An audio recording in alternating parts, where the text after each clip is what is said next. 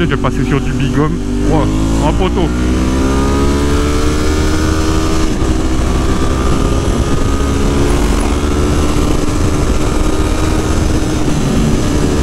Allez, poteau. Ah. Hey yo YouTube. Ah, comment ça fait plaisir de revenir faire des vidéos là. Ah, déjà début de vidéo, il y a un camion qui prend la tête. On va le laisser se garer, lui il travaille. Moi, pour l'instant, je suis à quelques jours des vacances, ça fait plaisir. Donc comme je dis, retour sur YouTube. Hein. Après mais très peu de vidéos avec très peu de vues, bah, c'est mon grand retour. J'avais plus trop de motifs, plus trop de matos, plus trop de rien. Le temps il jouait pas en ma faveur pour mes vidéos, etc. Donc bah j'ai dû arrêter. Maintenant je vois que derrière moi j'ai une équipe qui me soutient au taquet pour faire des vidéos, des petites daily. De toute façon, comment ça va se passer mes vidéos? Je vais continuer à faire, comme je fais d'habitude, des présentations moto. Attends, c'est pas je me présente et je me prends un bus direct, c'est première vidéo, c'est un crash. C'est bon. Hop. Donc, comment ça va se passer? Je vais continuer à faire mes petites présentations moto. D'ailleurs je fais un appel à témoins si des gens veulent bien me présenter leur moto, que pas sur une chaîne ou parce que leur moto a des particularités, genre des cafés race modifiés, etc. Et à côté, je vais faire des petits vlogs, comme vous avez pu voir sur ma précédente vidéo. Bah, on fait des petits vlogs comme ça, c'est pas un problème. Alors comment ça va se passer maintenant aujourd'hui? Aujourd'hui, je vais présenter ma nouvelle moto. Quand j'ai lâché YouTube, attendez, je vais ouvrir, j'ai chaud.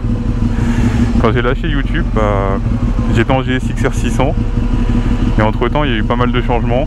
C'est à dire que bah, avec ma nouvelle copine on faisait pas mal de duo. C'est vrai que le 600, bah, le GSX-R c'était pas terrible pour du duo.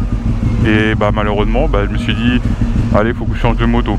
Donc après m'être lancé dans des semaines de recherche, je suis parti sur une MT-09 Street Rally de 2014 sans ABS. Au début j'ai été surpris. C'est une moto qui m'a direct plu, sans pour autant être enjaillé de ouf. C'était surtout le couple qui m'avait plu. Moto, c'est un contresens ici. Qui m'a direct plu sans pour autant être enjaillé de ouf. J'ai dit bon vas-y, hein, de toute façon ça c'est le temps que je passe à autre chose un autre jour. Full d'origine. Ça veut dire bavette d'origine, peau d'origine, enfin tout d'origine. J'avais promis de base à ma copine de rester d'origine, sauf que malheureusement déjà esthétiquement ça a changé un peu. La bavette elle a sauté, j'ai mis des clignots à LED défilants. Par la suite, qu'est-ce qui s'est passé? C'est que je commençais à me faire chier tout simplement d'avoir un pot, la moto était magnifique hein, mais le bruit d'un aspirateur Dyson j'en pouvais plus, j'en pouvais simplement plus. Donc c'est parti pour un Black Widow. Je voulais pas dépenser un SMIC non plus pour m'acheter un nouveau pot. Donc Black Widow, marque très connue chez Yamaha et sur les MT-09 en général. Donc je suis parti sur du Black Widow et là c'était magnifique. Donc avec le Black Widow, qu'est-ce qui s'est enchaîné? Le filtre à air qui est KN et les venturies d'admission d'air. Sauf que le souci c'est que il n'y a plus les valeurs d'origine dans le calculateur sur le mélange air essence. Donc malheureusement elle a dû repartir déjà d'une en écu flashé pour la débrider totalement et ensuite faire sauter toutes les brides électriques, et de deux faire une reprogrammation directement. Donc c'est une moto qui de base devait me servir comme ça en daily, qui au final j'ai mis à peu près 2000 € de prépa dessus. Et au final pourquoi elle est repartie? Parce que maintenant après elle était trop dangereuse, trop de couple. À n'importe, 1, 2 et 3e vitesse, je tourne la poignée dans l'angle, je lève instant. Donc c'est pas trop mon délire. Donc qu'est-ce qui s'est passé? J'ai revendu un mois après. Malheureusement j'ai perdu des sous dessus. Mais ça arrive, hein, c'est ça de toute façon. On peut pas toujours gagner sur une vente ou quoi que ce soit. Donc j'ai perdu un peu de sous dessus. Et comme je me suis dit le changement m'a fait du bien sur les 3 cylindres, je me suis dit pourquoi pas essayer un bicylindre. Je me suis dit en roadster, bicylindre, il n'y a pas grand chose qui me plaît moi. Parce que je vois d'abord le visuel avant de voir autre chose. Il n'y a pas grand chose qui me plaît à moi. Donc ce qui s'est passé, je me suis dit allez on repart en sportive. Tant qu'à monter déjà en bicylindre et sur une sportive, je veux jouer sur le prestige. MV Agusta malheureusement font pas de bicylindre. Sinon j'aurais pris une MV, ça fait que du 3 cylindres. Je me suis dit bicylindre, En sportif, j'en vois pas des masses, mais je vois Ducati. Donc Ducati, qu'est-ce qui me plaisait? Il y avait la Diavel, il y avait la Panigale, il y avait tout ça. Sauf que bah, j'ai pas encore gagné au loto, donc je pouvais pas encore me payer ça. Et bah j'ai fini sur une 848. Et la 848, franchement, elle m'étonne de jour en jour. Ce que je vous propose, c'est que maintenant, je vais faire un petit tour. Je vous reprends quand on est sur place, je vous fais un petit tour esthétique de la moto. Et après le tour esthétique, bah, on fera un essai routier. Et je vous dirai mes impressions moteur et performance sur la moto. Allez, à toutes. Mais les gars, sans mentir, regardez-moi cette gueule. Un requin, un squale. Le tour visuel de la moto. 848 SBK et non pas Ivo. Voilà ce qui m'a séduit réellement sur cette moto. La grosse jante arrière avec le monobras. Alors là, il n'y a pas mieux.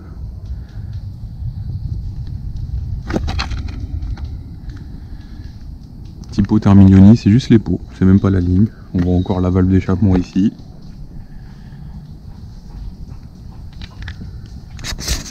La cause du pilotage, c'est comme ça. Voilà, le petit SBK qui défile. 848. Kilométrage, heure, donc c'est pas la bonne heure. Température extérieure et température moteur. C'est une moto en fait qui est sur route, même étant bridée, parce que la mienne est bridée à 100 chevaux en norme française. Même étant bridée, c'est une moto qui est inexploitable sur route, donc c'est une moto de piste. En termes de freinage, on est sur du Brembo en 320 mm si sur le disque, je me trompe pas. Alors qu'est-ce qui change ici que la SBK n'a pas et que l'Ivo a? Déjà, pour avoir une vraie Ivo, juste à côté du 848, il y a marqué Ivo. Un kit, ça s'achète facilement. Qu'est-ce qui change aussi?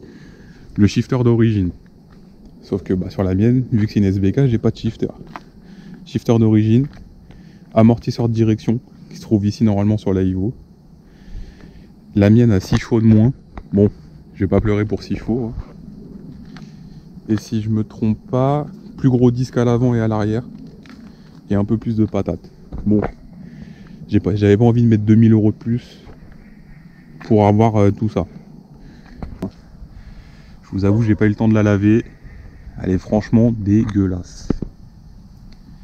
Et là, il y a le pack Ducati Corse Performance. C'est-à-dire que tout le bas là, tout ce qui est noir, même l'autre côté, bah, c'est du carbone. Je sais pas si ça se voit bien, je pense. On va voir l'autre côté.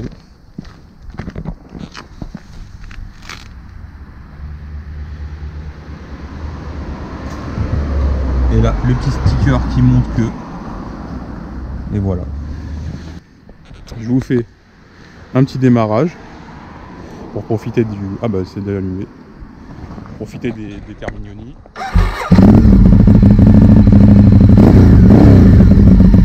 On se retrouve tout de suite pour l'essai routier.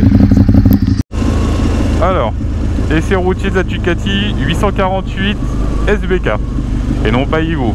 Donc 6 chevaux de moins. Moi je ne le sentirai pas, ma moto est bridée à 100 chevaux en norme française. Qu'est-ce que je peux dire sur la moto en termes de performance? Alors, en version libre, dans cette configuration SBK, c'est du 138 chevaux si je me trompe pas d'origine. J'ai déjà vu des gars sur les forums ou quoi que ce soit reprogrammer avec une ligne et quelques filtraires, etc. Ça prend 150 chevaux. Après, entre vous et moi, le gars qui me dit il a besoin de ça pour profiter de sa moto, c'est pas possible. Donc là je vais vous montrer sur autoroute, comme ça mon monteur il va s'amuser à bien flouter le compteur pendant que je vais accélérer un tout petit peu. Je ne veux pas dépasser de trop les normes françaises parce que je sais que maintenant avec toutes les technologies qu'ils ont, vas-y, s'ils prennent la tête, salut poteau. Le châssis sur la Ducati, il est redoutable. Le train avant il est redoutable. C'est une moto qui est, comme je vous ai dit, qui est faite pour la piste. Donc c'est une moto qui va où vous voulez qu'elle aille. Pas de soucis de suspension, pas de soucis machin. C'était le gros souci que j'avais sur la MT-09 juste avant. C'était les suspensions qui étaient un peu molles. Donc dès qu'on commençait un peu à tartiner en virage, là ça partait en couille, l'arrière il chassait et c'était fini. Donc Ducati, en soi la moto c'est un avion de chasse pour la piste. Sur route ouverte, je pourrais pas dire grand chose parce que comme je vous ai dit, j'arrive pas à l'exploiter. Le bicylindre, malgré ce que je pense, que je pensais, il a besoin d'aller au-dessus de 5000 tours pour bien tourner. Moi je pensais bicylindre, comme j'ai que du 4 cylindres ou du 3 cylindres, je pensais bicylindre, bah vas-y, hein, c'est en bas régime, ça envoie et voilà. Non, pauvre con que je suis. Hop, direction l'autoroute, parce que bah c'est quand même une moto qui est faite pour avancer. Donc on va voir. Mis à part ça, les pneus, je suis sur du Diablo Super Corsa. Alors c'est des pneus qui sont magnifiques, hein. Une fois chauffés, il n'y a aucun souci. Par contre, au bout de 2000-3000 km, il n'y a plus de pneus. Donc quand je vais devoir les changer, puisque la personne à qui je l'ai acheté, qui était très gentille, les pneus étaient quasi neufs. Et quand je vais devoir les changer, je vais passer sur du bigum. Wow, un poteau.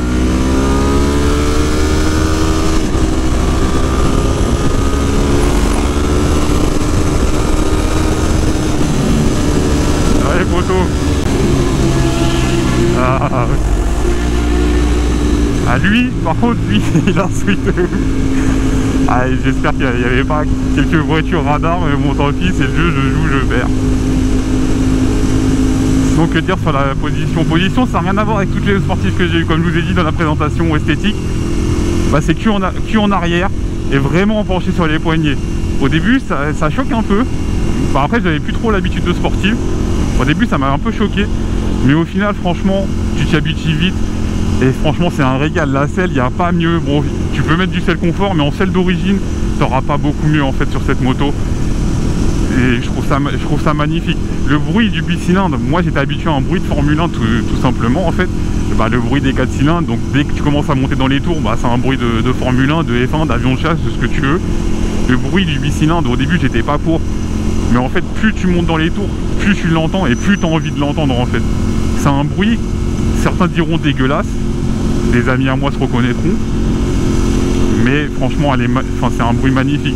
Ducati, je regrette vraiment pas et je pense dans des achats futurs, même si j'ai promis à madame de ne pas vendre la moto ou quoi que ce soit pour l'instant, parce que elle étant bridée et que je vous présenterai prochainement sa moto sur des motos bridées, sur une moto bridée.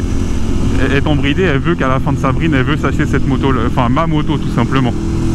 Et moi, pourquoi pas repartir sur Ducati selon mes moyens, sur une Panigale, une Diavel, ou la même mais en 1098. Je sais, j'ai dit ça servait à rien d'avoir Pugo ou quoi que ce soit, mais c'est juste parce que j'adore cette moto tout simplement en fait. C'est un rêve de quand j'étais beaucoup plus jeune. Je les avais en miniature dans le salon et bah c'est juste ça tout simplement. Le 0 à 100, je crois qu'elle le bouffe en moins de 4 secondes. Je peux pas vous dire là maintenant, il y a un peu de circulation et j'ai pas envie de faire trop de travail à mon monteur. Ça freine très très dur. C'est ça qui m'a vraiment changé du GSX-R Ninja, etc. C'est que bah dessus tu as du Brembo. Bah sur les derniers GSX-R aussi tu as des Brembo, mais moi j'ai pas eu la chance d'avoir ces modèles là. Et tu as du Brembo et ça freine très très très très dur. Là ça fait, tu le sens directement. Surtout que la grosse jante arrière avec le monobras, l'étrier est sous le disque, contrairement à au-dessus. Ça change rien, ça fait un côté plus esthétique, mais comment ça freine, c'est magnifique. Le seul point négatif que je peux trouver à cette moto, c'est qu'elle chauffe vraiment. Donc là regardez, il fait 20 degrés à l'extérieur, franchement il fait pas chaud. Niveau température huile moteur, tout se passe bien, mais j'ai le moteur juste sous le cul et je peux dire que je suis en train de griller du cul. Mon cul il est en train de bouillonner. Faut s'y faire. Moi ça me dérange pas, il y en a que ça dérangerait je pense, mais moi ça me dérange pas. Alors pour une prochaine vidéo, je vais essayer de sortir une vidéo à peu près toutes les 2 semaines, les mercredis à 21 h en général. Je vais essayer de me fixer cette date avec mon emploi du temps, parce que j'ai le travail à côté, etc. Comme j'ai dit au tout début de la vidéo, si vous voulez que je présente votre moto, il n'y a aucun souci. Vous m'envoyez un message directement sur YouTube ou sur Instagram, tout sera dans ma description de la vidéo. Les amis, je vous souhaite de rouler safe. Et à une prochaine sur une vidéo YouTube. Peace à vous et merci pour tout ce que vous faites pour moi. Salut les gars.